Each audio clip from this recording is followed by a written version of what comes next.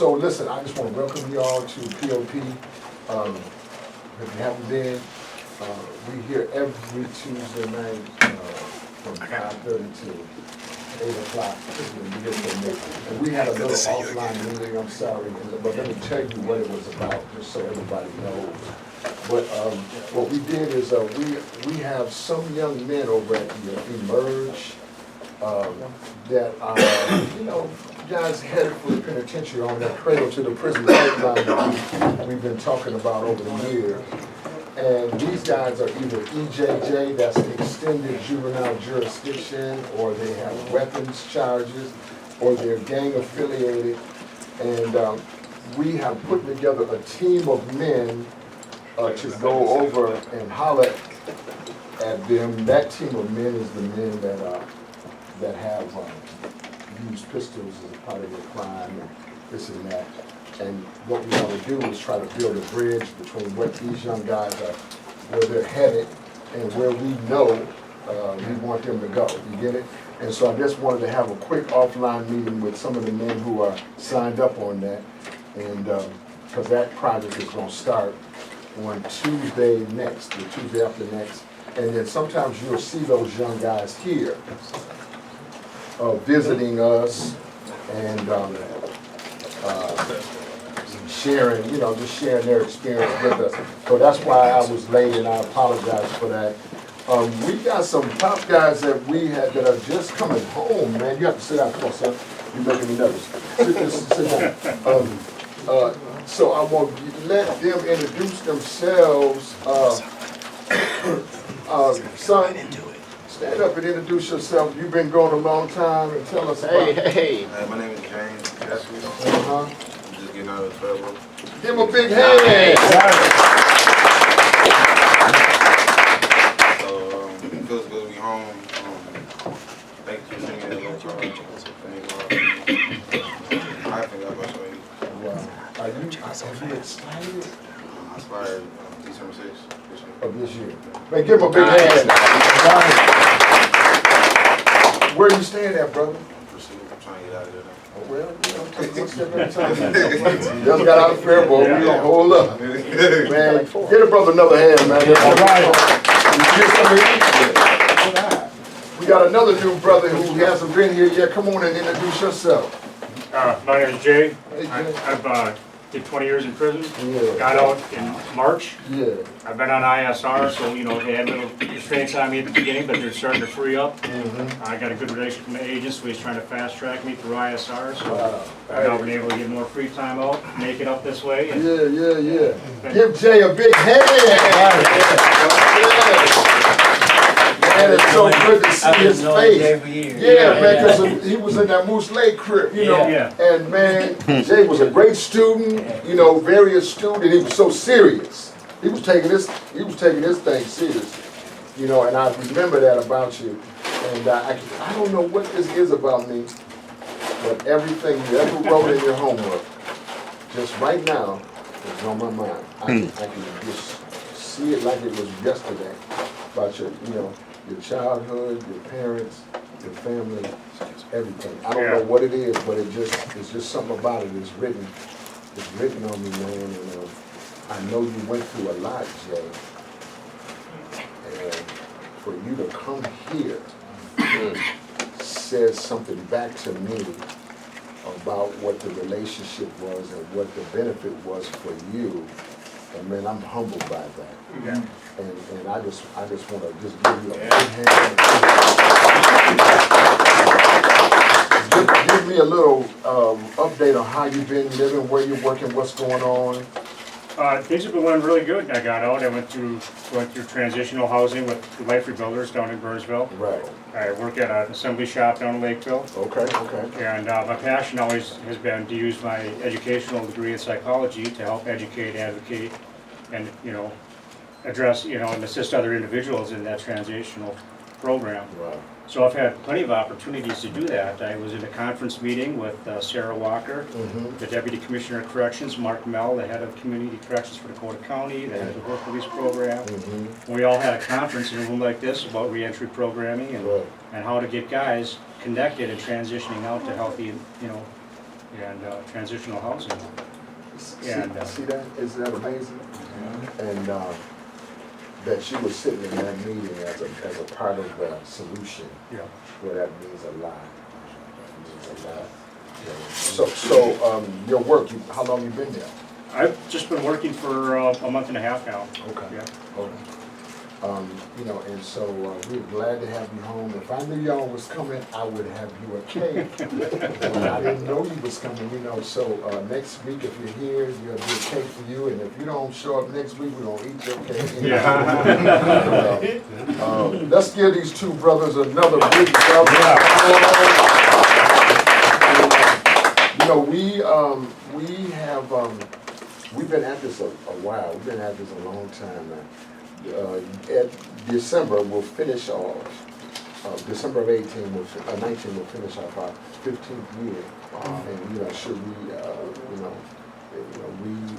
renew our relationship with the department and, you know, this or that, we will get into our 16th year. So we have had the privilege of watching a lot of guys get changed, get trained, become changed, and become productive leaders in our community. And some of you all are sitting around here right now. Tierre reminds me how we don't toot our own horn well enough. And he's right. And I'm saying to him, and I want to say out loud to you, you know what? It's an outgrowth of who I am. Because I'm just low key about what we do. That's just how I am. Now, I'm never gonna be, you know, a self-promoter. But I do get, we need to do better about talking about what we do. So I'm glad for Tierre and Wayne and y'all, because I need you to help me there. I'm never gonna be great at it. You get it? It's just kind of, from my days in the world, I developed this kind of a cloaking device. Right? And so then, you know, I'm just really like a ghost, you know what I mean? But that don't mean that we're not effective and that we're not, you know, in the mix. Absolutely not. We got our hands on a lot of stuff. And I'm proud of that. I'm proud of, nobody's talking about, you know, this last restorative justice initiative that served about 700 people or so. Wow. Right, this is really a pop initiative. But, you know, we don't, you did it, it was, you know, Eliza and what's your organization's name? ACO. Yeah. I'm cool with that. You know, I ain't mad at no ACLU or nothing. But I mean, just if you really want to know. Pop Slim in the DVD. Somebody to let the record reflect. So, you know, I mean, and there's other things, and, you know, we're going to try to do a better job. I mean, when this stuff comes up, they're going to be asking you to speak here or say this or record this. Please, you know, if you feel like we've been helpful, then go ahead with it. But, you know, it's always going to be harder for my wife and I to do it. It's just not our strength. In any case, somebody want to read the Acts of Faith tonight? I'll read it. Okay, go ahead. 6 million women were abused in 1991. 1 in every 6 was pregnant. Abuse against women is more than a crime of violence. It is a statement about society's view of women and itself. Women have been viewed as property, tools of pleasure, and underlings. The people who support these views forget that women are mothers, daughters, aunts, sisters, and nieces who raise the fathers, sons, uncles, brothers, and nephews. Women are the creative force of the world.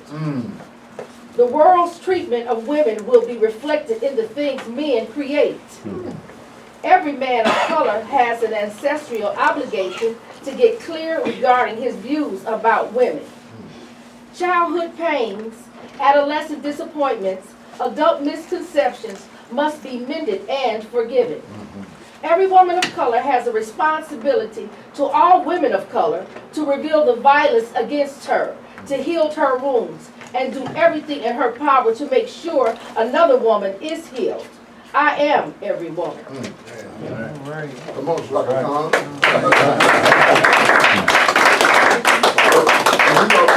They mentioned men of color and women of color, but this is just universal. You know, men and women in general, and that's a great message.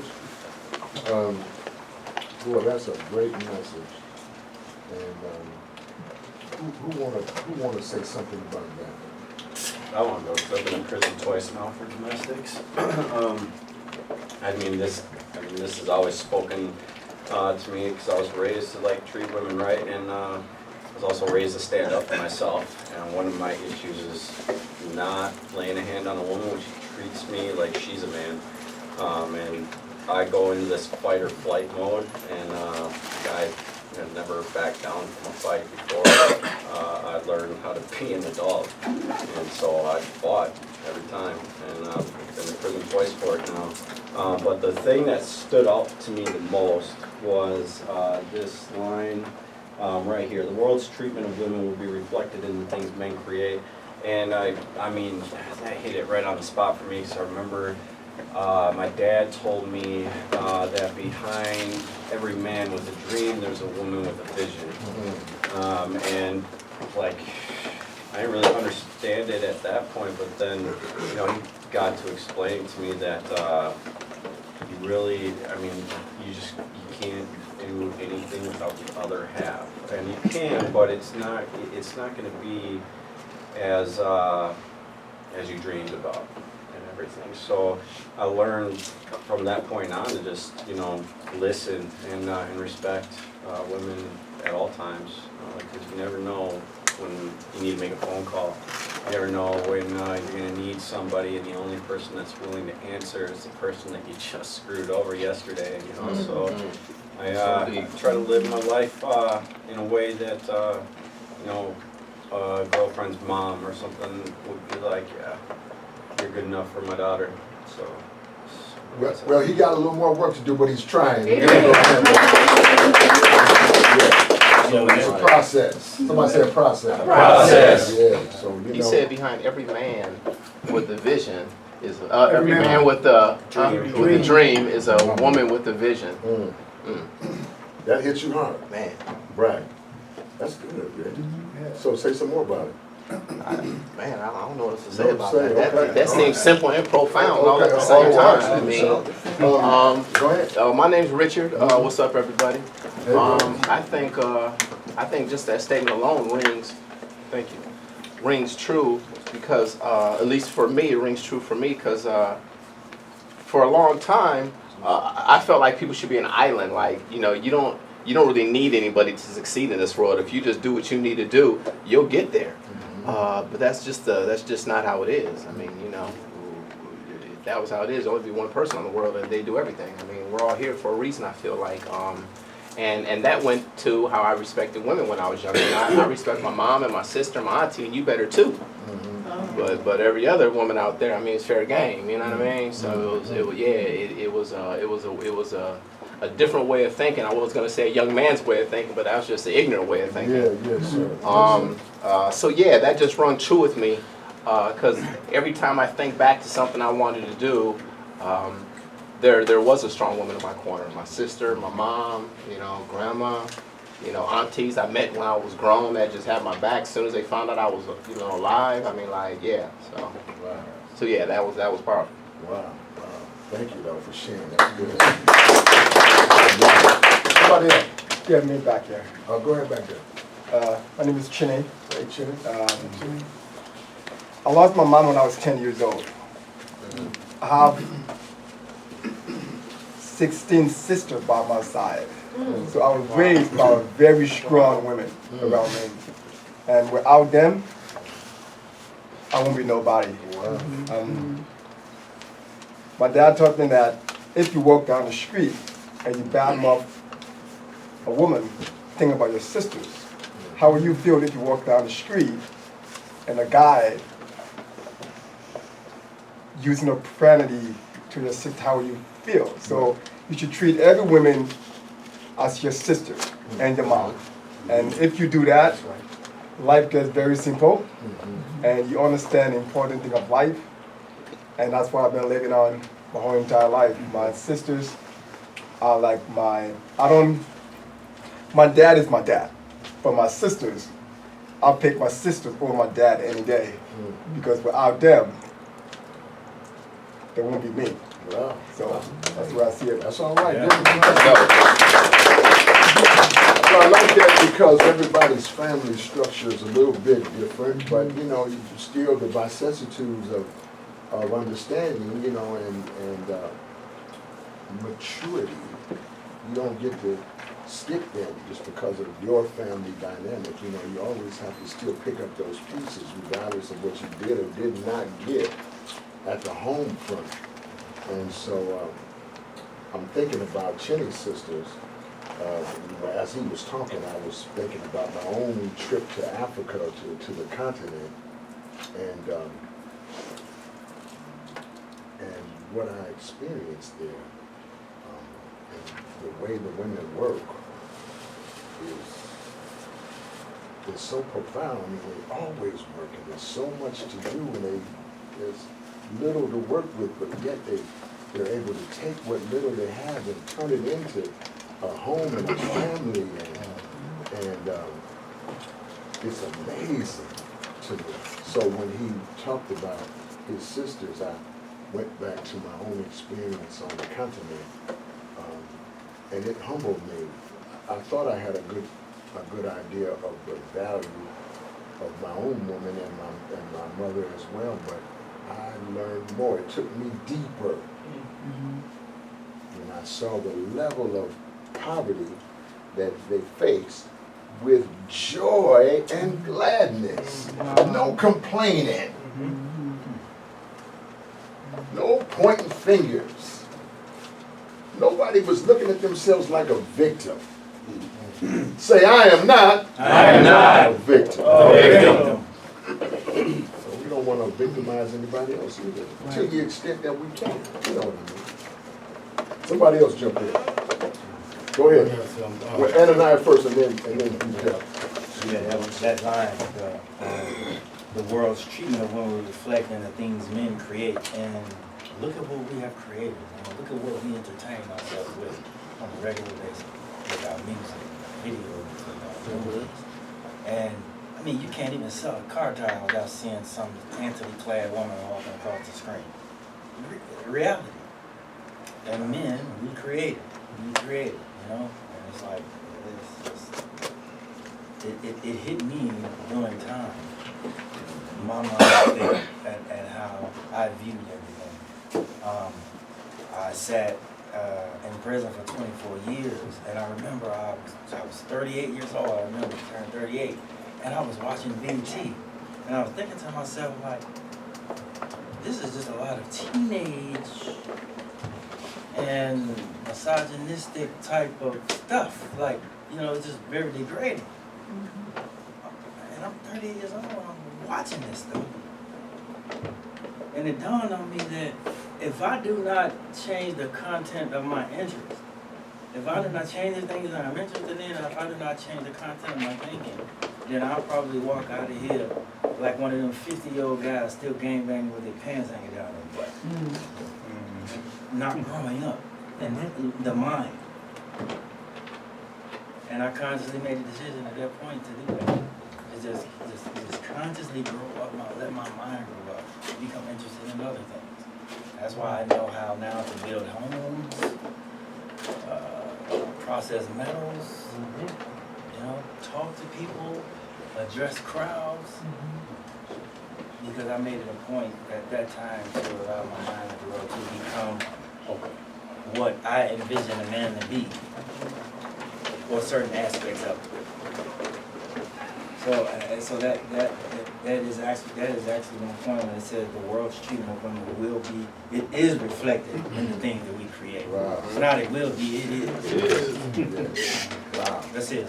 Wow. Past tense, okay. That's good. Let's give him some love. That's good. You know what? Ananiah, as you just, I didn't hear everything, but I could feel you, and then even just in your current situation, it seemed like the word was for you. You get it? And you know, and, you know, sometimes our relationships, you know, don't always go just exactly like we planned them to go. And one of the things that I know is true is, I'm dealing with this right now with a pop guy,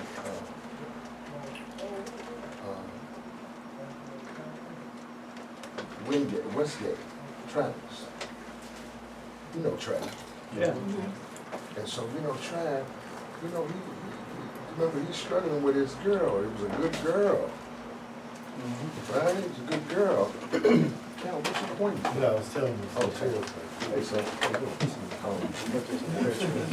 wait, listen, give it to Wayne or something. Sit down. He's struggling. He fought his woman. Just like his wife. Took care of him all the time while he was in prison.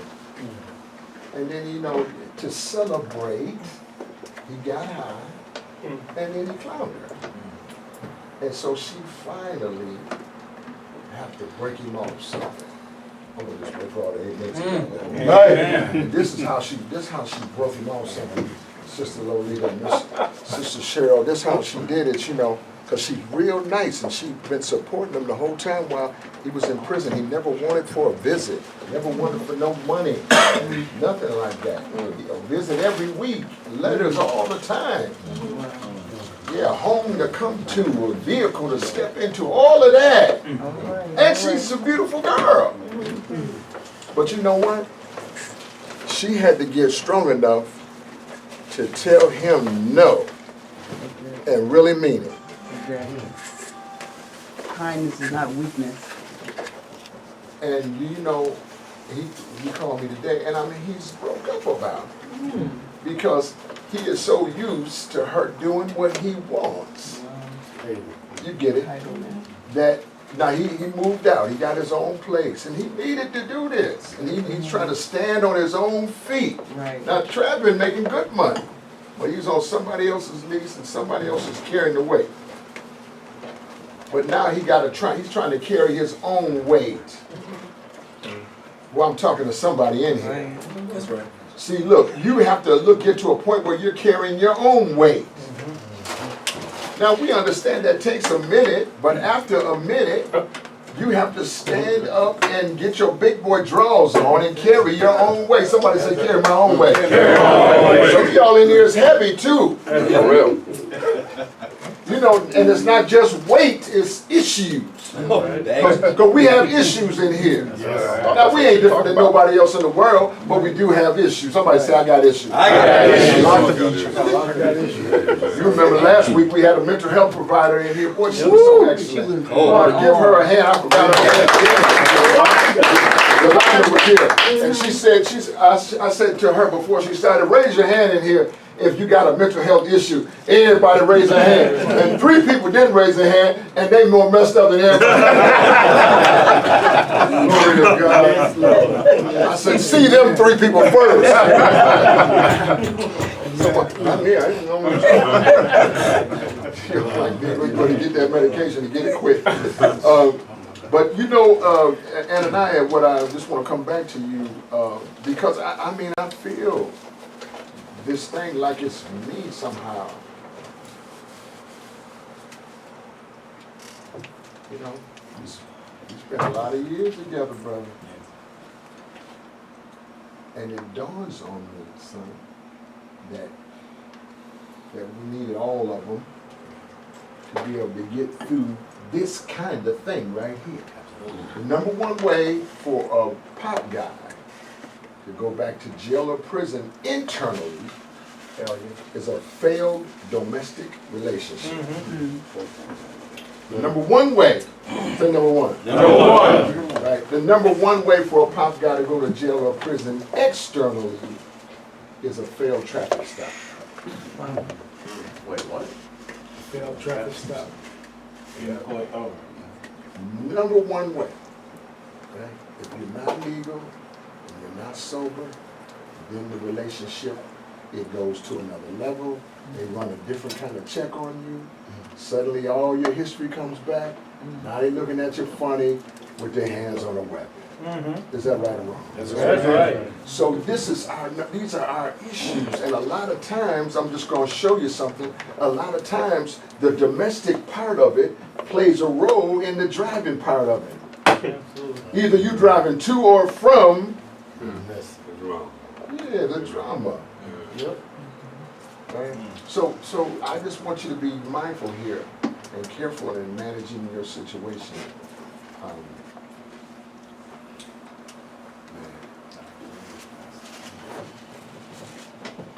Because we want to see you reach your full potential, and we ain't mad at her. You know what I mean? But at the same time, we have to care for first things first. Am I making myself clear? Absolutely. Go ahead, son, what you got? I was just gonna say, Will, you next. I'm coming to you, Ken. oh my bad, Calvin put my eyes on me, Right, so,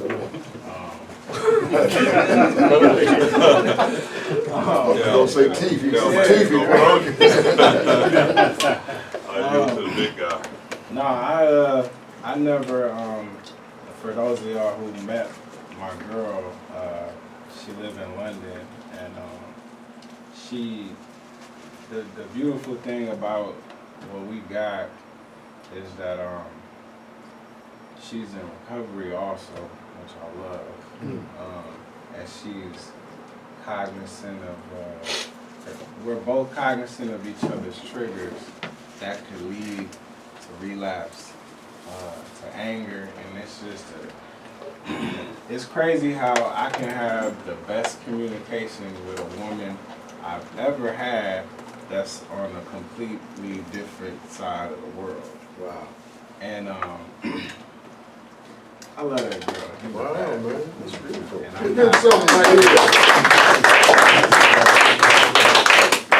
yeah, that's my baby, and she's been trying to come back ever since she left, but she'll be back probably next month up here. here. Okay. But it's How much is the cost of flying from here to London? like $5? Not too bad.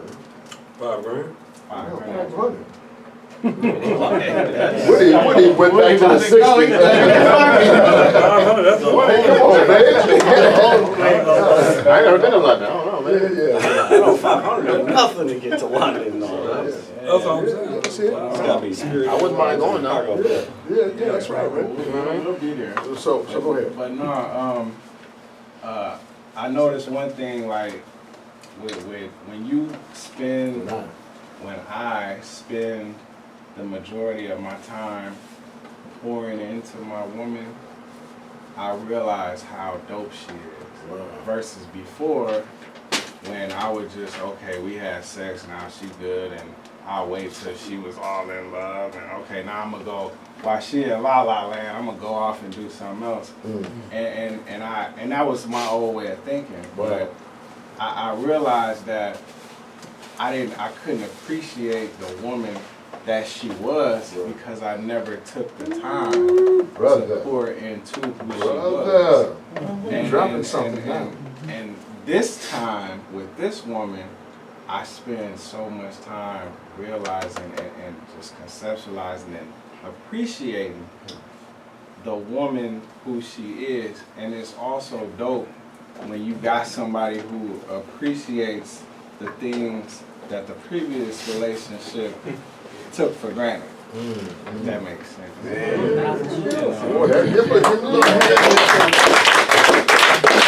Nobody say naked and not ashamed. I mean, because that's what you really got to do. You got, if you really want to get free, You gotta get naked. And look, and you can have on all your clothes and still be naked and not be ashamed about who you are and what you got to do. This is what he was saying. I'm just turning it around a little bit.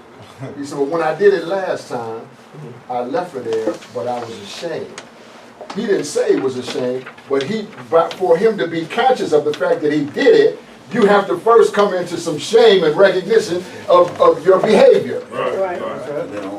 Shame ain't always a bad thing. I mean, and sometimes you glean something from that behavior. Well, I'm talking better than y'all saying anything. And I love it. I love that you, and she's great. She's a great personality, and so I'm excited for you guys and what God is doing with you two and everything like this here. We can't wait to get her back in the community, and I think Hamilton is coming back to play.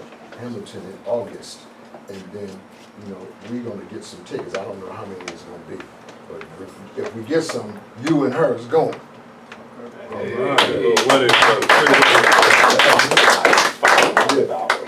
So anyway, who's next? Will, go ahead, Will. Yeah. You know, I was reading this and it makes me think about how a wise man once said that a nation can rise no higher than its women. You know, my experiences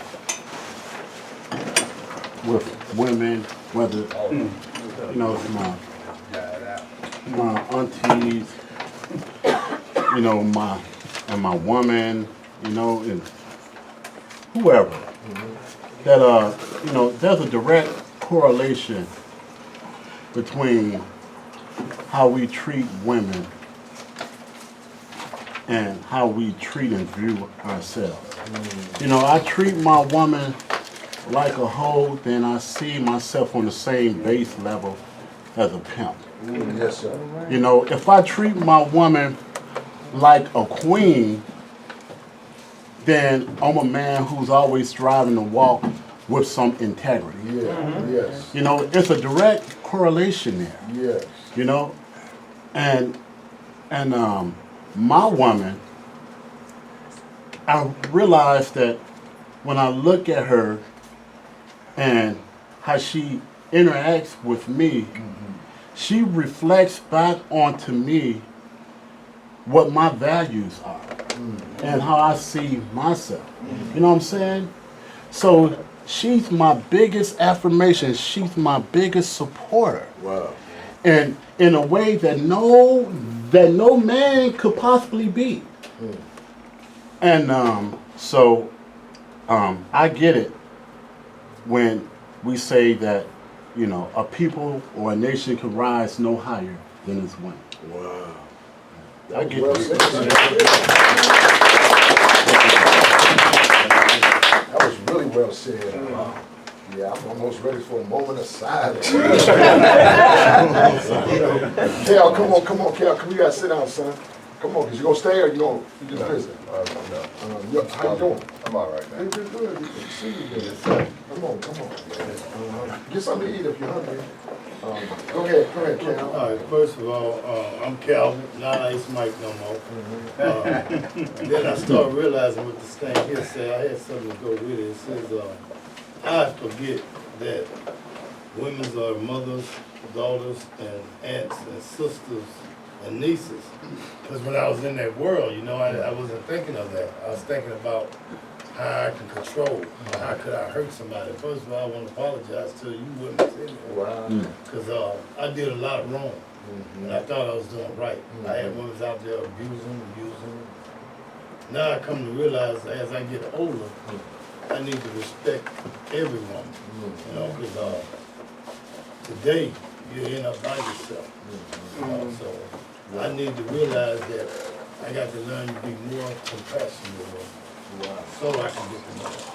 Because I got 5 girls, and that tells me something. God said, Calvin, you got to change. And I said, I put your daughters here. How you like for someone to treat your daughters here? Today I started realizing that how beautiful women are in contacting with them. So I'm learning, and I'm still understanding that he put these girls in my life for me to be more humble, not aggressive. Give my hand for that.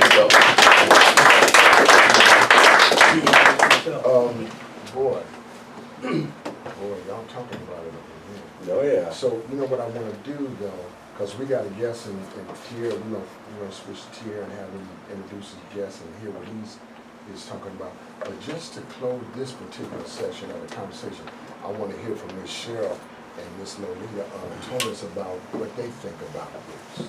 So either one of y'all can go. When I was reading over the paper today and thinking about women and how, you know, women always care. Women's always in the church before men. You know, the brothers would come in, but they wouldn't work. Mm-hmm. Women would. We would do everything. Mm-hmm. And I mean, when I was a single parent, and I could go shopping, I can bring home the food, have a baby on my arm and a baby wrapped around my leg, and still cook and clean. I could do everything. And but I realized that men are important if they would only stand up and take their role. You know, and but I finally did get married, and I was married to a wonderful man. He just passed away a year ago. But he helped with the children. He just did everything, and it wasn't even his job. Yeah. So I thank God for that.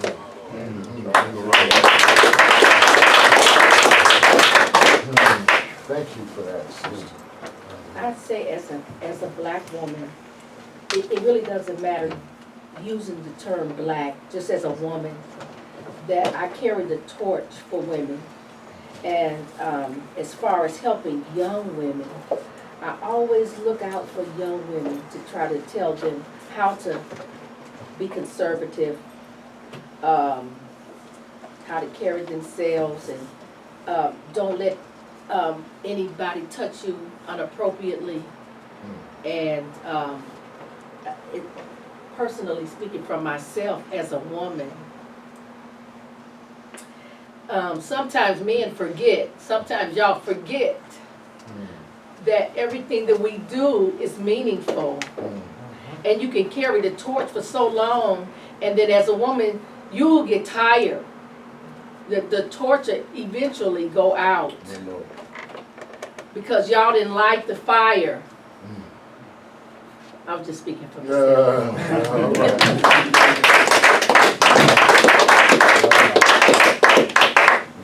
That's we could probably spend some more time on this one, but we're gonna ease out of there for a minute. But I appreciate everybody who chimed in and everybody who just listened and try to hear everybody with your heart. It's really more important to listen than it is to speak. You didn't get a chance to speak, but you did get a chance to hear.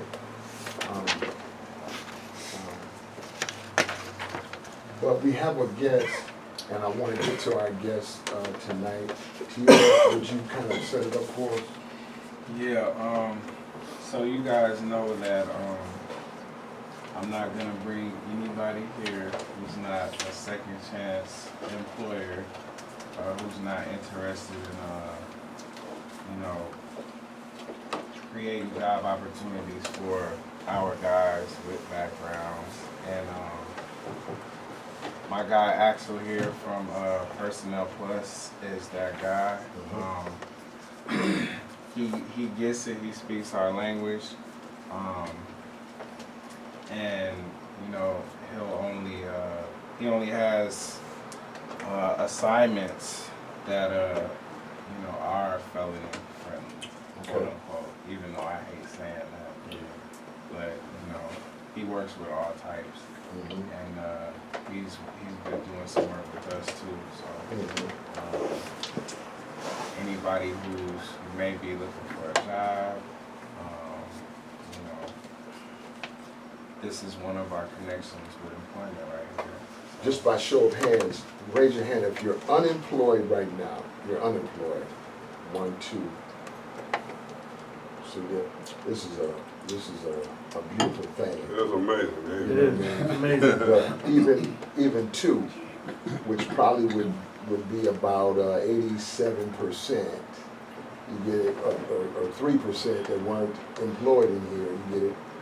And we're small tonight, but even 2 is too much. And so we want to be able to respond to the 2, because if you don't work, you can't eat. Right. And so we want to. We're gonna have him share with us a little bit. Yeah, I'll let him introduce himself. Go ahead, brother. Let's give him a hand.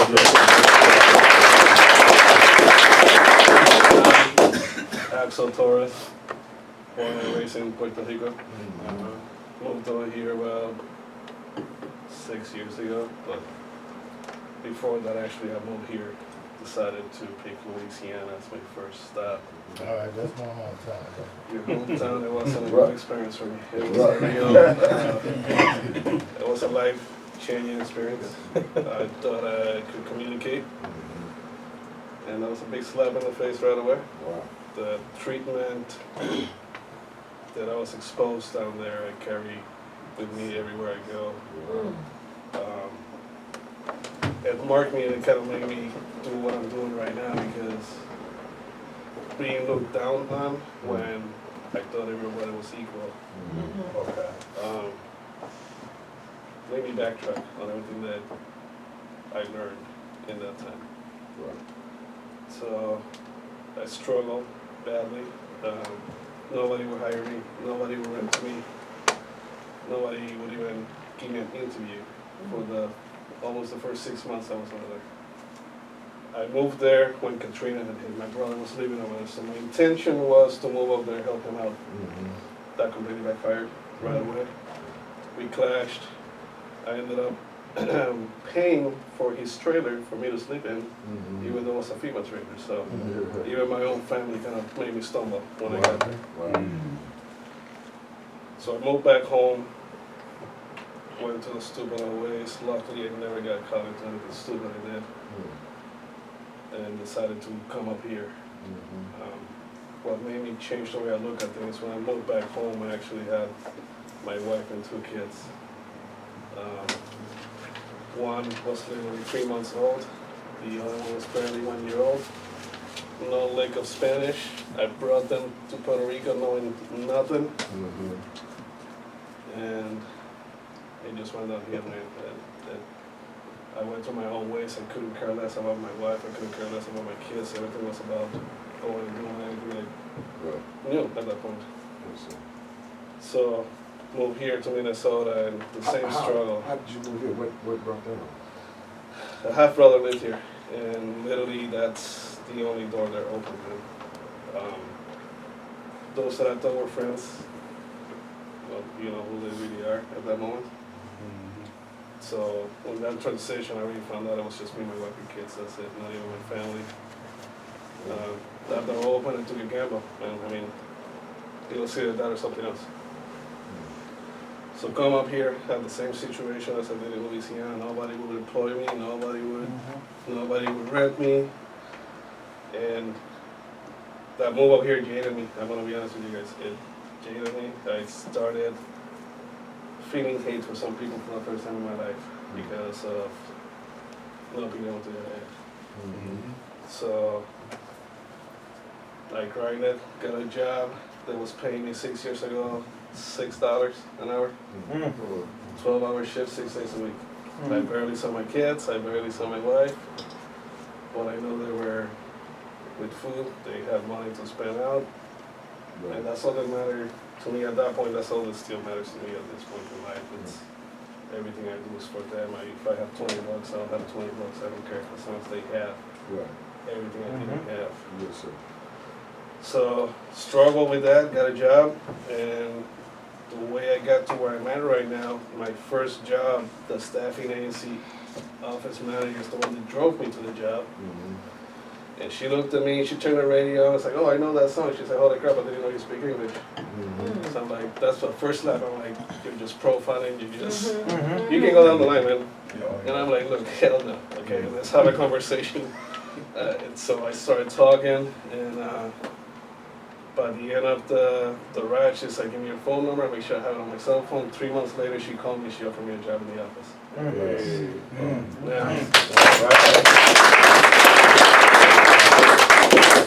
The difference is I went from working 60 hours a week to working less than 20 hours.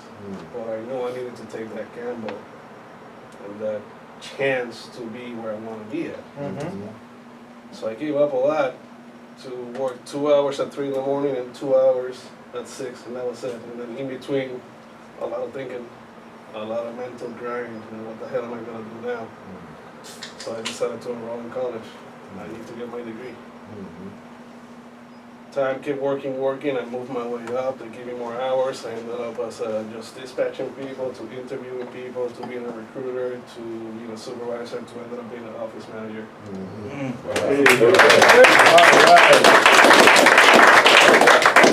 From there on, now this is serious, I worked for that company 5 years, and I think I'll tell you this. The president of the company never called me by my name. It's whatever he felt like calling me that day, that was my name. Okay? Akmel, Ashep, whatever the hell he felt like coming up that day, that was my name for the day. And you know what? It never bothered me. I never let it get to me because I had an end goal that I needed to get to. So I took his crap for 5 years. Okay? To the point where I called. And he calls me to the office and tells me, I need to cut your salary because I don't think you're worth it. So I'm okay, here's the keys, here's the phone, F you, I'm done. I got a job 1 week later in a multi-million-dollar company, super value. And I actually called him, who's working now? He said, super value, right. That was the regional recruiter, so everything from Minnesota all the way to California I was in charge of. Wow. So, you're damn right, I called him back. Told him, you thought I wasn't worth it, this is what I'm doing now. 3 years later, that company's closed. Okay? And I'm still where I'm at right now. Okay? I went to Super Value, did what I had to do, and now I'm the assistant general manager for this company, trying to make connections ITR to really help out the ones that really want to do something about it and change their own path. You can show up to work and get a paycheck and go home and do whatever you want, or you can be a person with a vision and do something with it. And the only example I can give you is myself of, if you have a vision and you do what you're supposed to do, you can get to whatever you want to get to, no matter what your background is. That's right.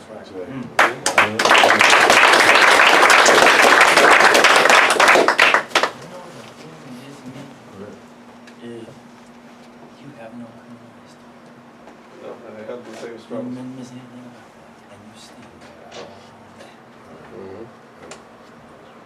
Yeah, it's painful, man. I really appreciate you sharing your personal story. And not only that, that we have a place where a story like that can be appreciated. Absolutely. You know what I mean? And absorbed. And we understand it. You get it? And so, what would be the next step for guys if they were interested in doing some work? And we're at varying degrees of experience and whatever, but what's the next step? Just come meet with me, talk to TR, come to my office, and I want you to work directly with me. That I can get it done. That's all I can say. I think he understands that.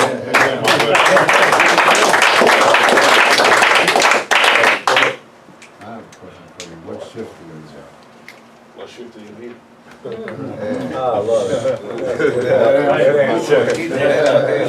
That's good. So anybody who wants to, you're welcome to stay, my brother. But but if anybody who wants to work or is interested here, get with TR first, right here, and then let TR make the connection for you. Did you bring some cards and stuff like that? Yes. Okay. So we're just working through TR. But man, how's your family doing? Y'all good? Everything's good. Still grinding, man. I'm not stopping.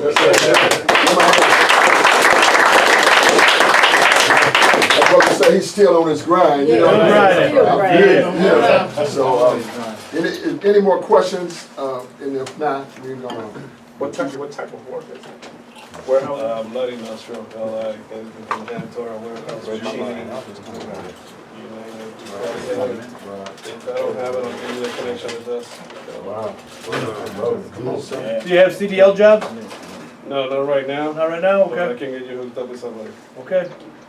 You got your license, right? Absolutely. Class A. Give my hand. Class A CDL. So for the guys who want to get connected after the meeting, please get with TR and y'all will go from there. Give him another hand for coming by. You're always welcome here, by the way. I gotta go. gotta do a client visit. That's all right. Just go through to here, man. Doors open, he knows where I live, and there's no discrimination with me, man. Right. Thanks a lot, brother. Thanks for coming. That was amazing. That was amazing. Yeah, right. Yeah, that's what and a job, yeah. Some of y'all don't know Will Wallace right here. Will is a friend to me. Give Will a hand. Will is a project director of the project I talked to you a little bit about earlier today, the North 4 project, where I want you to just, Will, if you don't mind, just telling everybody just briefly about North 4, and you know, so we all understand. Okay, so basically it's to return brothers from that street life. So in 2008 we had the most homicides in 4 areas, which is Hawthorne, Farwell, McKinley, and Jordan. So brother David Carson, you know, we ran in the same organization back in the day. So we vision is, you know, what would it take for us to get these brothers up off the street? Number one question was a job. So we hooked up with Congressman Keith Ellison. He gave us earmark money to get this program up and running. Since 2010, we had this program around, and we had 300 plus brothers come through it, and we only had 2 funerals. The ultimate goal when I started this is, it reflects when I watched my brother get shot in the head for murder for gangbanging. Brother just came home from 16 and a half years for murder for gangbanging. I got a brother right now that's in Shelby County in Memphis for gangbanging, looking at life. So this is personal. It's personal with me to see my brothers don't go through that pipeline. So what we do is we provide internships. So we reach out to employers and ask them would they give these brothers opportunity to be a part of their organization at 20 hours a week at $10.50 an hour. Only thing we ask you to do is supervise these brothers. Now, we didn't have a lot of issues with the employers because they don't recognize who we are as a man. Let me say it again. Some employers don't recognize us.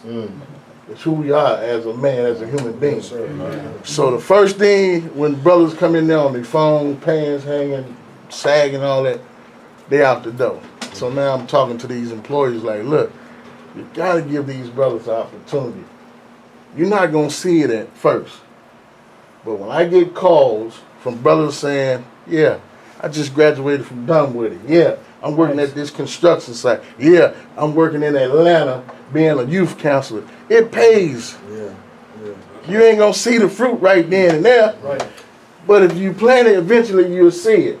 So in 16 weeks, these brothers go through the program and then they graduate. Now I done had them from all types. From the hitters to the wannabes to the ones that just want to have their feet in it. It's hard, man. Because what you're doing is you waking up the sleeping giant. You're trying to wake the mind up.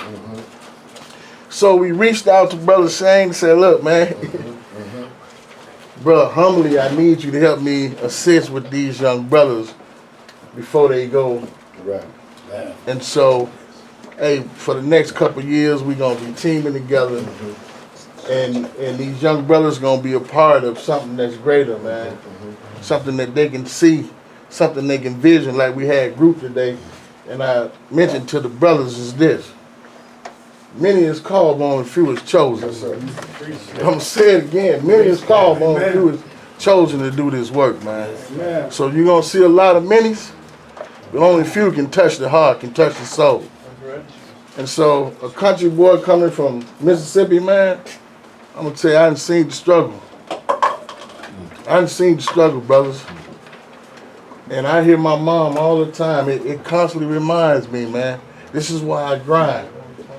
When my mom used to cry in the other room for Christmas and Thanksgiving, that her kids, she couldn't provide, Bro, man, that breaks you down, man. It keeps reminding me my mission, my vision is to continue to uplift, brother. So my name might be Will, but I do God's will, brothers. It's just plain and simple. So I'm excited for the opportunity because I know, man, the next move is gonna be all of our best moves. So we're gonna make it happen. And the young brothers, I've been amping them up like, hey, we're gonna be a part of something that's bigger and better. Yeah. You know what I'm saying? And they like, we excited. Right. But also, my thing is this, brothers. I don't screw with my little brothers. Meaning that one, when I said I was gonna leave that life alone, I left it alone. You're not gonna call me up on the carpet. Oh yeah, I caught you selling drugs. You catch me coming out of the club drunk. None of that. Right. I don't play with people's lives, man, because it's broken. A lot of our brothers is broken. Okay. So that trust issue, it's a must, man. And so, like I said, I can't do it all by myself. So I need help now to continue to push this vision of us, man. That's us. That's what they don't understand. It's us. We gonna make it. How we gonna make it? And they sitting in the group, they sleeping, they tired, say, I used to be that kid. I used to be that same one, but guess what now? Yeah, right. I sat around the table with the president of the company. I'm the same little brother off of Plymouth and Urban, they just slang and bang. But now I'm next to the president of the company. Yeah, right. Come on. That's all right. I just want to say this last thing, and I tell the brothers this, man. If you ain't at the table, you letting somebody else make decisions, brother.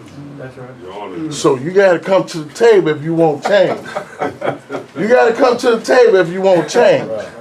Because sitting in the back, I used to be the one sitting in the back. But now, I'm at an organization, bro, I'm telling you, it is what it is, because it's my people that we constantly struggling. And I say to myself, we in 2019, we still struggling, man. We still fighting for the same justice, equality. Just us as a man, just us as a man, as a people, to be who we, man, it's powerful, but it's deep, man. So the young brothers are excited, and I'm excited, and we do a thing before closing is that we meditate, man. We just close our eyes and meditate and vision. What would it look like for a black man to just really run the world? You know, it's like, you know, and they wake up and they be like, wow, Mr. Will, I ain't realize it was like that. Yeah, it's like that. So, brothers and sisters, thanks for having me here. You're going to see me the next generation to come. But it's all about change, man. So Will is doing, and I wouldn't even mess with Will if I wasn't connected to his personal journey, which I share. And I really respect him and think highly of his efforts to save people's lives. And he's been doing it. And now we just kind of formalizing what we're doing. And some of the guys in here, are going to be with you. We're going to do 8-week sessions, 8-week blocks. It's a 16-week piece, and then we break, right? We're going to get 8 weeks of it, share. There's going to be 3 or 4 of us who are always there, and then we'll have resource guys who come in and, you know, this and that. Some of you who have these really unique stories that need to be told and need to be heard. We'll find ways also to do events together, hit them games, and, you know, baseball, basketball, football, all of that. You know, want to brace find all of that. And so, you know, we're gonna find ways to do that. And this is really our opportunity to build a bridge. Say this with me. We are the help. We are the help that we've been waiting for. that we've been waiting for. Nobody else. Nobody else is coming. is coming. This is kind of what we want to help them understand. You get it? So, we just give Will another hand. We're gonna keep going. We got a few guys. As a matter of fact, you should holler at Will just in the room for a minute and just make sure you got all the details. The two Wills and Richard and Tia. Oh, and now you're in there too. Yeah, Y'all just jump off in the room for a quick second and see if there's anything else you wanna go over. Really quick, we had a situation last week that happened with Chris. And we're really disturbed about it. I'm not gonna let Chris talk because of the tape. But I want Phil. All right. The issue happened with Chris, but because we're on tape here, I'm gonna let Phil describe what happened from his perspective of this incident that happened last week. It's really important that we just hear this. Go ahead, brother. Can you stand this time? Yeah, brother? sure. I just want to make sure everybody get this. Yeah, so anyway, Chris has been coming by visiting me on a regular basis for about a month and a half. So the last time... And you've been working on your cars, right? Been working on my car. I showed this, well, I'll get to that. So what happens is... What's the scenario here? We're at your home? I'm at my home. Okay, okay, So Chris has to report, everywhere he goes. okay. Chris was only there for about 3 minutes. He saw my PO's here. He runs out the door. So I go out behind him. So the guy's standing there. I kind of, so anyway, he came in. So as soon as he gets in the door, you a pop guy? Not Quirk when he kind of said it, but I said, yeah, So he's looking all around. He's a peeper. So he's going all around. He's looking in the bedroom. He's looking on the computers and everything. So then what he does is he tells Chris, come on outside. I want to talk to you for a second. So when Chris comes back in, he's like, I gotta go. So then, I don't know if y'all remember, he came that night and said he did a polygraph and passed. Wow, Yes. That night, remember? Yes. But this guy calls me the next day. He's asking me all these questions, and... Phil, hold up. Yeah. What kind of questions did the polygraph ask? Is it something that you can say? One of them, one of the questions was, did I violate any of my conditions of release? Right. And I said no. Right. And you passed that? I passed. That's good enough. Go ahead. So, yeah, so he calls me the next day, so he's talking and everything, and he said, well, yeah, I understand you guys, pop guys don't like ISR agents. I said, nothing could be further from the truth. I said, because we have a space where we try to hold each other accountable. No, we don't want to see our brothers go back to prison. I said, but that does not mean we're anti-ISR agents. Right. So, anyway, we're talking and everything. I said, well, look, you're perfectly, available. You can examine my computer.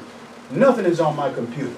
Wow. I said, you got forensic guys that can show the time that he showed up here and match it up if you thought he was on the computer. I said, he'd only been here 2 minutes before you got here. Wow. I said, if we were trying to hide something, I wouldn't have let you in the door. So it leads me to believe, and he just brought his thing in here, it leads me to believe he had his preconceived notion before he came over here. Because I told him, I said, well, but here's the last part. He didn't tell me this. He insinuated that it was a love affair between me and Chris. Oh, man. So, anyway, I didn't get back with him on that, but I spoke to his supervisor, Miss Deanne, and I said, I don't understand what type of depravity that is. Wow. I said, because men can care about each other, and he wants to go to a place where he thinks that there's a love affair going on. Right. This is what we're dealing with. So, anyway, what did she say to you when you said that? I gotta look, this is the fluff move. I gotta look into it, he shouldn't have, Wow. So listen, I'm not, because we're taping, I'm not gonna let Chris talk, because it could somehow, But I just want to tell you that, then, another ISI agent called and asked Wayne. I forgot that part. Asked Wayne if we, POP, had a meeting on Sunday. Of course, we don't have meetings on Sunday, but some of our guys are involved in. Some of our guys are involved in the social justice movement. Their meeting is on Sunday. You get it? It's not our meeting. But, you know, some of our guys are involved as well they should be. And this is what we're about, is raising up leadership. Right. And so, in other words, and this was another pop guy who incidentally isn't here tonight, and I'm not even sure that his agent will allow him to come. This is He can't come at this point. another agent altogether. But I'm feeling a little, you know, some kind of way about this behavior. So I just wanted to get something documented, and then we're gonna kind of go after some answers here. And hopefully we can be helpful to Chris's situation. But I just want you to know now, if you're on ISR, I don't care who it is, you pay close attention to what you are doing until you transition off of that particular piece. I don't care who it is. Because, let me just say why I said that. And, you know, agents in Hennepin and Ramsey are one kind of way. Agents in Dakota County, another kind of way. Agents in Anoka County, a whole nother kind of way. And we have to kind of have some understanding of all of them in order to be helpful to individual guys. And we've been at it long enough to have some kind of general idea about how it's done in varying communities. Some communities, ISR is done in teams. You don't have one guy, like Anoka County. You don't have one guy. You might have 2 or 3 guys who, or female, who are, you know, your team. You get it? And so there's also the racial dynamic comes into play in these various settings. So you have to be mindful of all of these things while you're doing your work. But we're going to get after this right here because it's so egregious that literally this level of policing borders criminal behavior on its own face. And I just want to encourage Chris, give Chris some love. And Philip too, and the reason what I want to say to you, Chris, and I want to say this in front of witnesses, and that is, I think as long as you and I have been together, it's probably been about 7 years or something. Every time we've been together, you've gotten violated. And Chris, this time right here, you're different. There's something about you that is different. Something about the way you're handling your business is different. You have grown up a little bit, Chris. You're becoming a man, Chris. And I don't care. I don't care what nobody says. I don't care what nobody says. I don't care how he treated you was wrong, and I don't care what he says, because I've been with you all of these years, and I wouldn't tell you this if it wasn't the truth. Wow. And the way you're carrying your business, even right now, this would have been a trigger for you to step back. But you haven't stepped back, even though you have suffered some consequences that are absolutely unfair. So is this considered a violation? Absolutely. Yeah. Absolutely. He violated him for what was the Pure speculation. Absolutely. That's all this is speculation. Well, so your question, yes, he was violated. He was ready to expire. In September, they bumped him back and put him back on 2. What? Yeah. So this is what we're saying. You know, and I'm going to just be honest with you. I believe ISR is helpful to some people. It is. To some people. You need that ISR process to kind of ease your way back into community, because otherwise, your natural mind, say natural mind. Natural mind. Yeah, your natural mind would think, hey, I can do this. Yeah. I'm good. When really your logical mind needs time to readjust to the community, and that ISR can be helpful. All you have to do is be where you say you're going to be. That's right. Now, when you are where you say you're going to be, doing what you say you're going to do, and you still get this drama, that's over the line. And so we're gonna ask to see if we can get some help here for Chris. I want you to be silent for tonight. but I just want to love on you in front of everybody and tell you, man, you're doing a good job. Don't give up this fight. You're a winner, and everybody else is a lie. Come on now. Well, got it, Chris. Got it, man. I got some instant feedback. Well, one thing that he has been doing that I can say is he's been communicating with me, and he has been getting his ISR package. And he's been maintaining very well. So that's helpful as they come. So Man, that's right, that's right. You know, you talking about this movie. We had a strategy for P9SR. right. You come home, get your job, watch the movies, That's right. and go to sleep. That's right.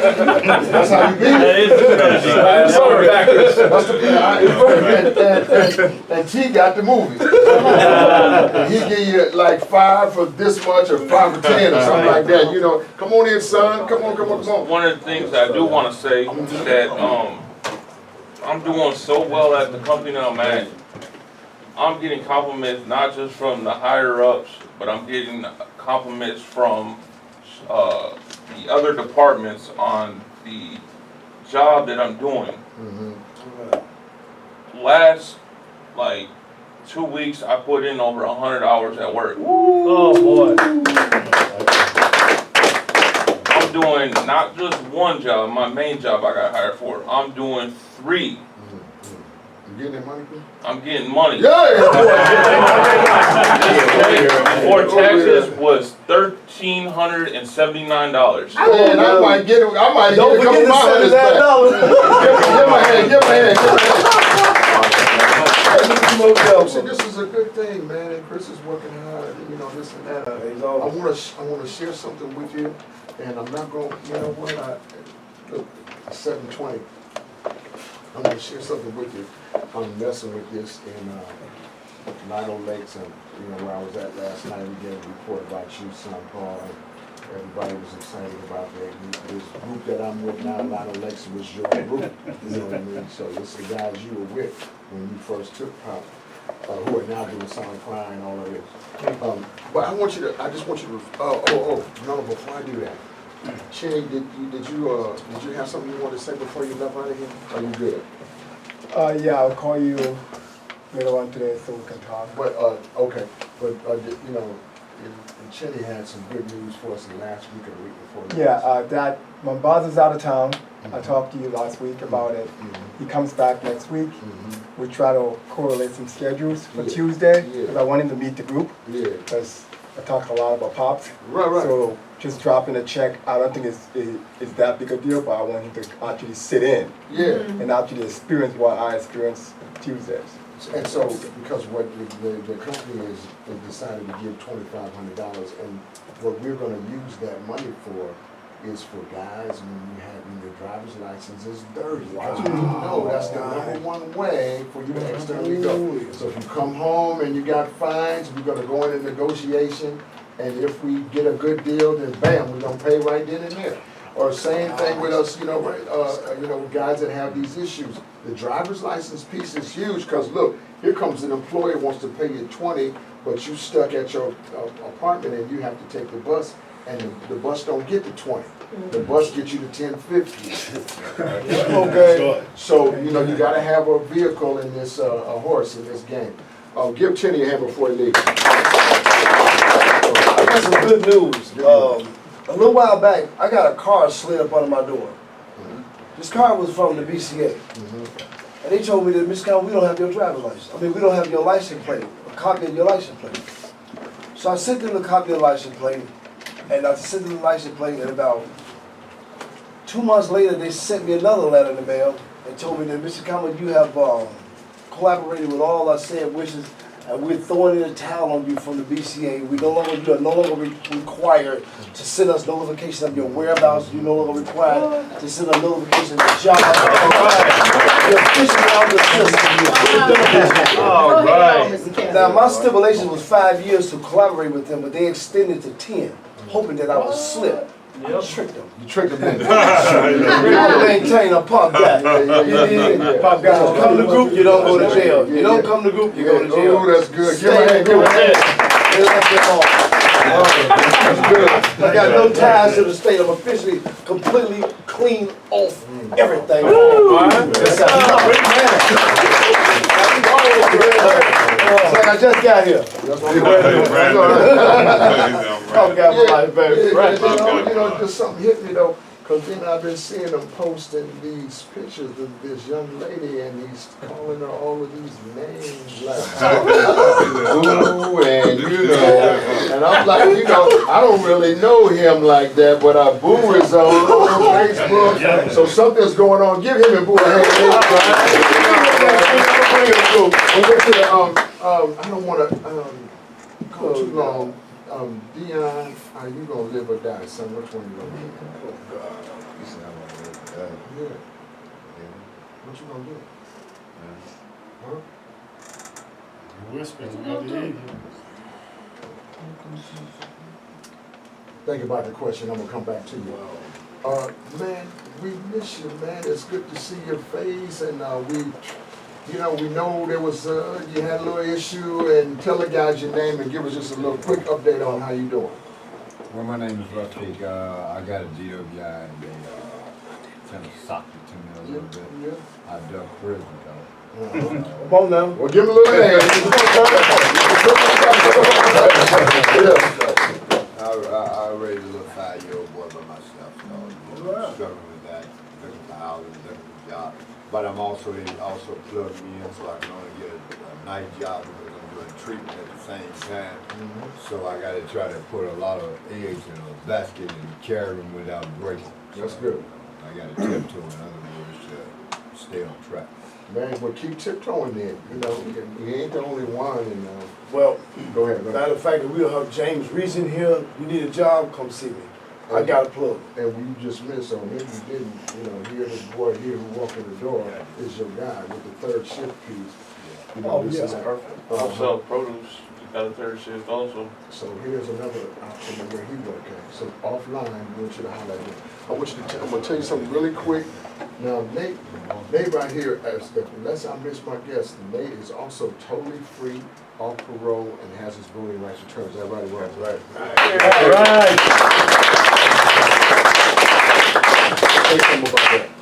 Feel good, man. Feel good. You don't have to report to nobody. You know, like I told the agent, I'm looking like I'm off anywhere. So there ain't nothing you really can do to me. Amen. That's good. I'm proud of him, man. That was a long walk.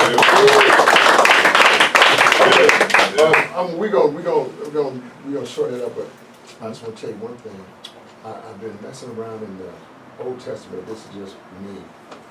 I was reading this story about in Joshua. You know the story about Joshua. You know Joshua put the battle of Jericho. You remember that? And you remember Joshua was Moses. That was Moses' guy. Moses was a bad man. You know, trained him. Moses was a shepherd. But Joshua was a warrior. He was a fighter. So Joshua wasn't good at like Moses at shepherding. But when it came to warfare, he was good. Right? And you know, he had won that battle of Jericho, and you know, the word went out about Joshua and the people, you know, of the Lord. They had a reputation. Say reputation. Yeah, I just want to hit on that reputation piece a little bit. They had a reputation, and so there was a small army called a community called AI, and AI, you know, they didn't want to comply with what the new order was in town. This was a small army. Should have been easy for Joshua to defeat, but the scripture says that in Joshua that one of Joshua's men who was instructed to destroy everything and take nothing for yourself, he disobeyed that. He disobeyed that and took some booty for himself and hid it, unbeknownst to anybody. So Joshua went into this battle with Ai convinced. Say convinced. Convinced. He was going to win. And watch this. instead of a victory, the army of Ai turned Joshua and his army around and kicked them behind something terrible. And then this brother went back, when he went back to retreat, they had to retreat and run from it. Sometimes some battles you gotta turn around and run from. Okay? Wait a minute. Somebody, you think I'm talking about a scripture, and I'm talking about you. Sometimes you have to turn around. You have to turn around and run from some things. Come on now. It's good sense.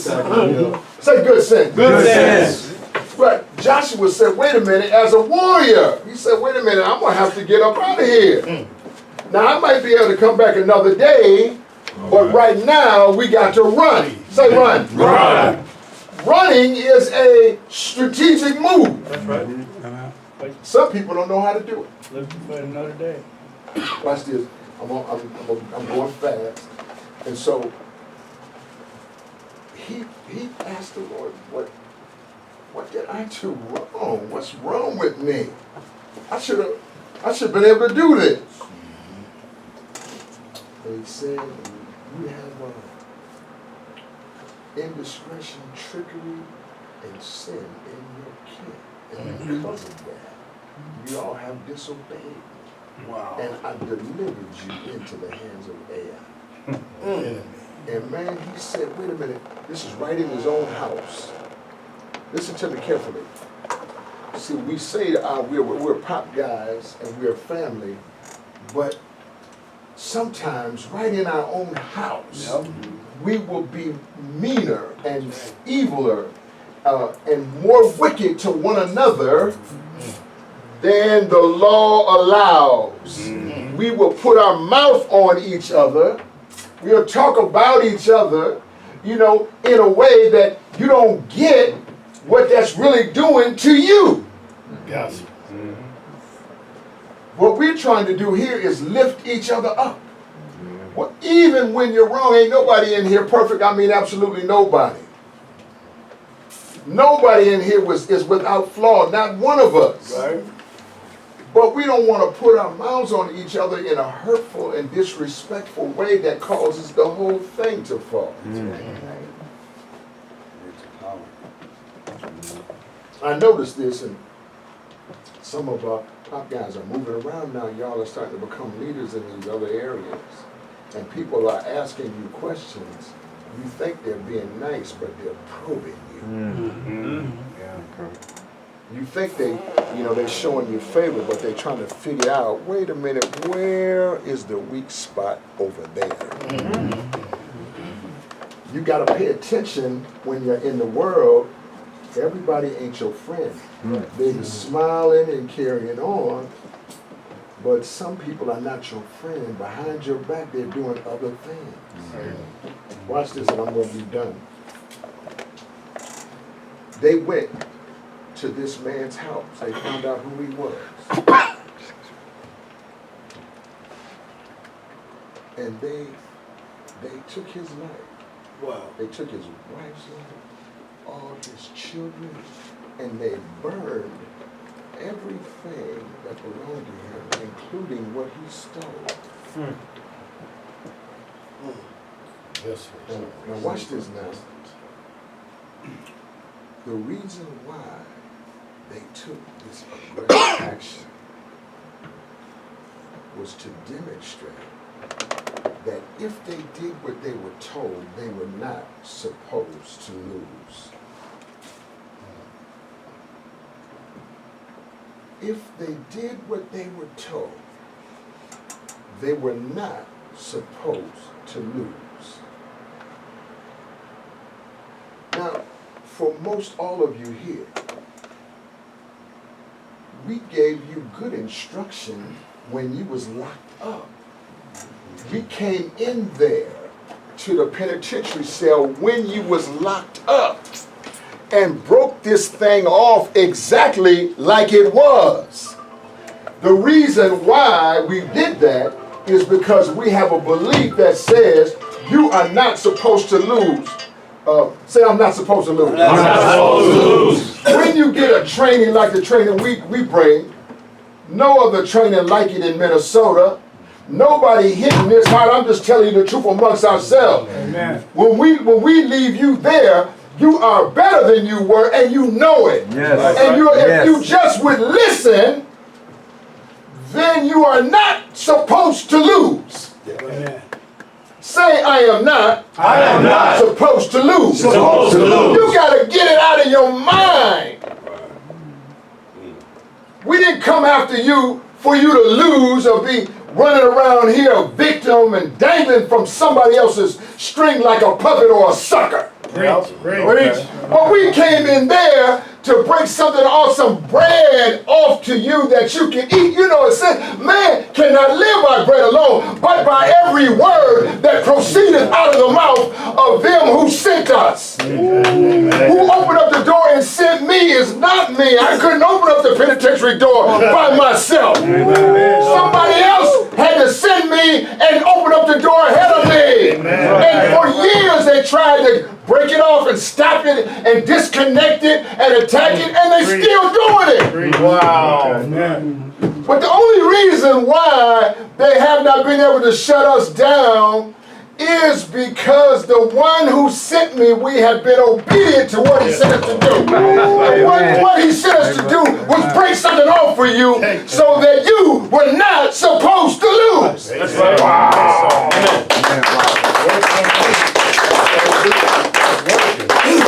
I want you to say real loud, if you can believe this with me, I am not supposed to lose. I am not supposed to lose. You wasn't born to lose. All of the conditions that we faced, yeah, they was bad and sometimes worse, but in spite of all them conditions, it was never in his plan for you to lose. It was never that way. You had always been broken off a winning hand, but you have to play it. You have to say this with me, I am not supposed to lose. I am not supposed to lose. I don't care if you're on ISI, ABC, or XYZ, you are not supposed to lose. Say that with me, I am not supposed to lose. I am not. I am not. I am not. Yeah. Supposed to lose. Supposed to lose.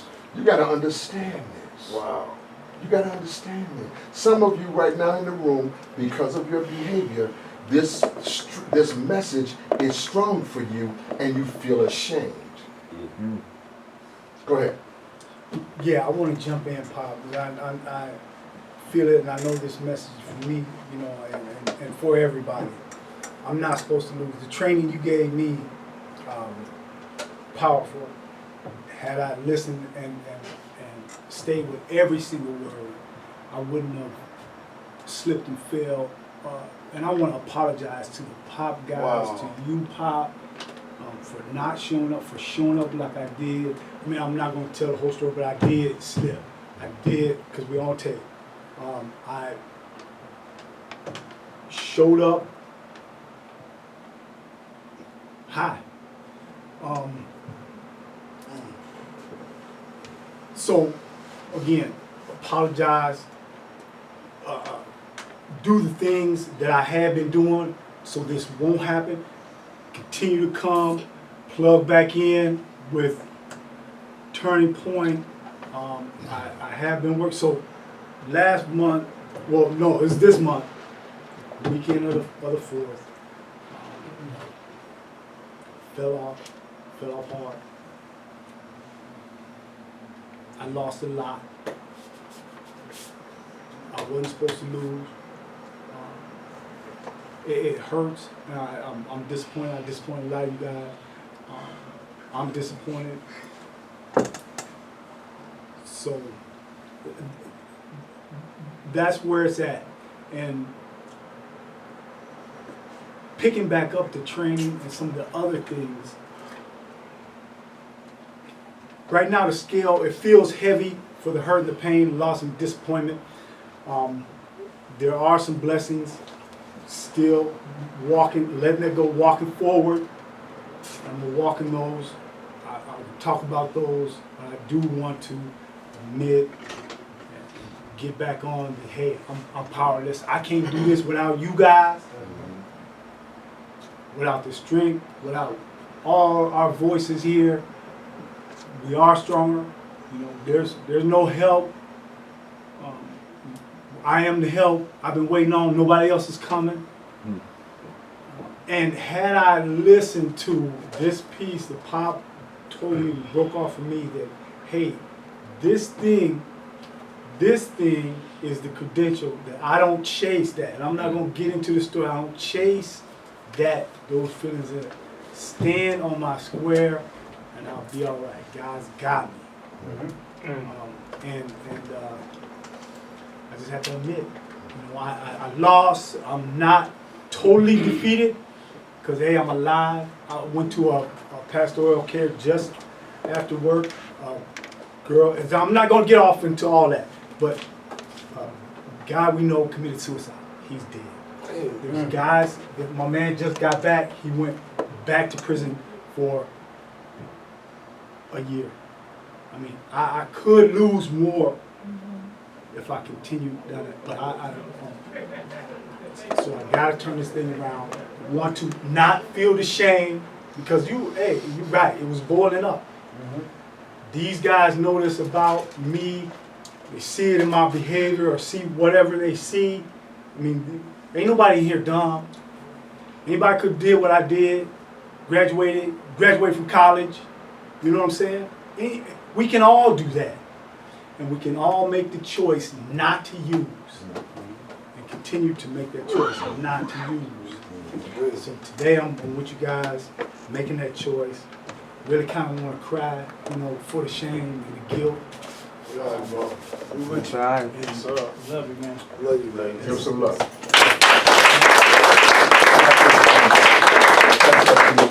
But listen, when I appreciate you saying that.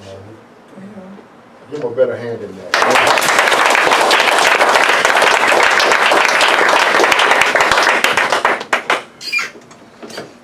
I say this with me. I am not supposed to lose. I don't care what ISI said. I don't care what the penitentiary said. I don't care what your mom and them said. Okay. I don't care what your sister them said. I don't care what Ray and them talking about. You are not supposed to lose. Say, I am not. I am not supposed to lose. Supposed to lose. I am not. I am not supposed to lose. Supposed to lose. The encouragement, you feeling it right now. Yes, The encouragement that's there. This because what you're doing, you're reaching down into a part of your soulishness, your I amness. It takes you reaching down to your I amness to reach out and pull a piece out like that proclaims affirmatively that you are not supposed to lose. Say, I am not supposed to lose. Supposed to lose. Look what is in the atmosphere right now. You can feel the electricity. Because right here, what you're feeling right now is us calling on himself. That part of us that is himself, that is a winner every time, that always gets where it's got to go. That peace is in you. And it's that peace that's released right now in the atmosphere of this room. Amen. I am not supposed to lose. Supposed to lose. Don't get up here and pull a pistol on yourself. Right. Stop. Don't curse yourself. Hold on. Amen. Don't curse yourself. Pick up the curse. That's what I want to leave us here on this note. There's a pop guy in here, you ain't no better than him, and no less. Any one of us are capable of falling off, even though we're not supposed to. You have got to hold on to the I amness so strongly that it overrules all of those other voices, and those voices are real. I want to say something else to you, but just because you've been with me for a while, I would scare somebody else if I said this, but I'm going to say it to you. I believe that principalities and powers set themselves up in certain locations I'm gonna give you an example. I have a lot of family and loved ones in Chicago, all throughout. Something has set itself up. A spiritual strongman. It sure is. Has set itself up over the region of East Moline, Davenport, Chicago, and the Quad Cities. Some kind of a principality, a power, has set itself up and over this community, and no matter what happens, nobody can seem to break the curse because we don't completely recognize what we are wrestling with.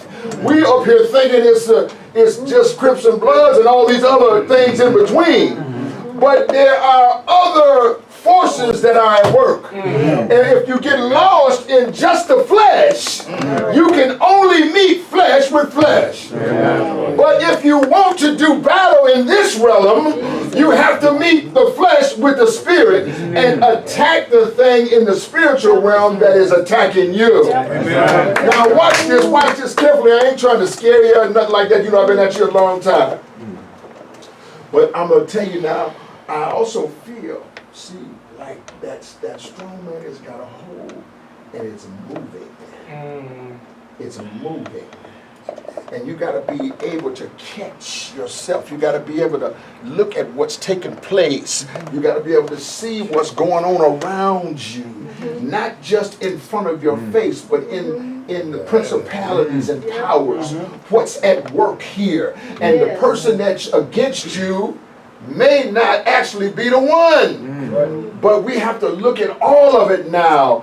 We have to be fully conscious. Say fully conscious. Fully conscious. Awake. Say awake. Awake. Not asleep. Not asleep. To all of the issues that we face. I don't hear you. To all the issues that we face. Watch this. The voices that you hear, these voices are coming from somewhere. And when they overpower you, this becomes a spiritual battle saying, I want possession of your body. I want the host, that's you. And I want possession. Use this and meet me. Try this.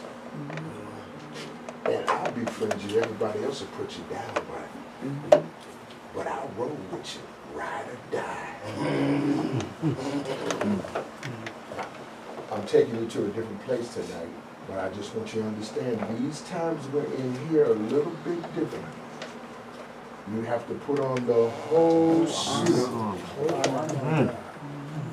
All that are. You got to put on the whole suit so that you can protect yourself against the wiles of the devil who roams around like a roaring lion seeking those that he may devour. We can't save everybody, but we can save you. If you will do as you have been taught to do, then the blood is over your door. Curse to go somewhere else. Please. We're going to pledge out of here. Come on. Wayne, would you give me the pledge, please, buddy? I will. I will. Balance my family values. Balance my family values. With my goal. With my goals. I am not. Gonna miss my shot. Gonna miss my shot. I will. Exercise wisdom. Exercise wisdom. What I choose to eat. What I choose to eat. Read. And do. I will. Try to make all relationships. Win-win. Or no deal. Because I am not supposed to lose. I will. Under every circumstance. Maintain a positive attitude. Because I am. Somebody. I will. Enjoy my life. And have a sense of humor. While taking advantage of all my opportunities. And learn from my misfortune. Either I win or I learn. I will. I will. Act upon circumstances. Act upon circumstances. Rather than have them act upon me. Rather than have them act upon me. Just think about that. Love that one. I will. I will. On a daily basis. On a daily basis. Be proactive with my goals. Be proactive with my goals. That means you have to have some goals. If you're homeless in here, it's because you want to be. That's right. Sometimes if you abuse your help, then the help have to turn its back on you and make you stand up and prove you really want a house. It's not because we hating on you, it's because you hating on yourself. I will. I will. Always protect my wisdom. Always protect my wisdom. My health. My health. And my happiness. And my happiness. I will. I will. Stay principle centered. Stay principle centered. Maintain a positive circle of influence. Maintain a positive circle of influence. I will. I will. Daily learn. Daily learn. Commit. Commit. And then do what I committed to. And then do what I committed to. Because I'm not going to miss my shot. Because I'm not going to miss my shot. I will. I will. Act according to the POP Leadership Institute. Act according to the POP Leadership Be Institute. productive in my community. Be productive in my community. And my private life. And my private life. Because I am. Because I am. Somebody. Somebody. Now hug somebody and clean up in here.